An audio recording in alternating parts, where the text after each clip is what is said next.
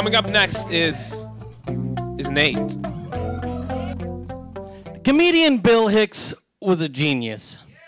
A man whose philosophy on pro-life versus choice was simple. You're not a person until you're in my fucking phone book.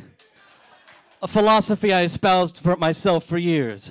But you could traverse 52 states, 196 countries, searching every phone book from every zip code around the globe, and you will not find the name Brian Stephen Dezaki in any of them. Brian and I share the same middle name, given to him by my sister. Besides that, we had nothing in common. If we did, we didn't have time to find out. Brian was born with his heart in his throat, and like the phone book thing, that's a wonderful figure of speech, unless you were actually born with your heart in your throat. Straining to breathe past the beating of your own blood, a boy turned upside down, inside out, as if God himself had shaken him up, cast the dice, and let fate decide where to let the pieces fall. A boy rudely stamped, Shakespearean tragedy, the type of boy that would drive Macbeth to murder, not born of woman, but taken from her before his time. The doctors call it premature, not understanding that nothing in our universe is premature.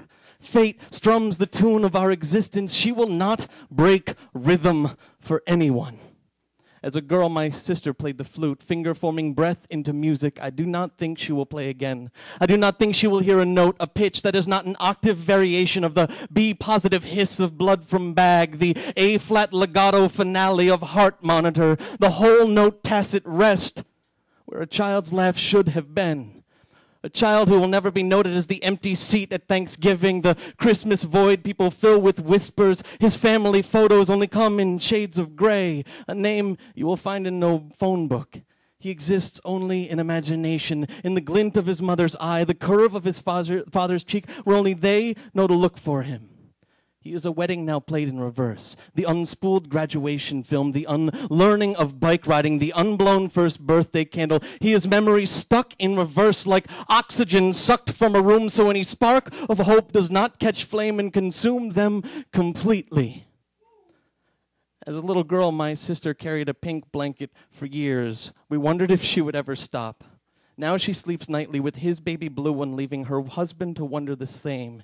Each slip, stitch, and knot, tying her love into knots, knots that were meant for catching the midnight screams and featherfall dreams of a child, now catches the whispers and cries, tears and sighs of two parents left with nothing but an empty blanket to catch all of their unspun dreams in.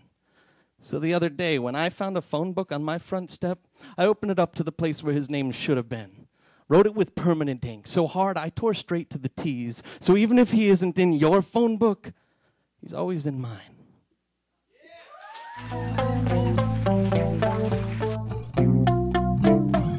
Now, coming up next to the slam is Sam.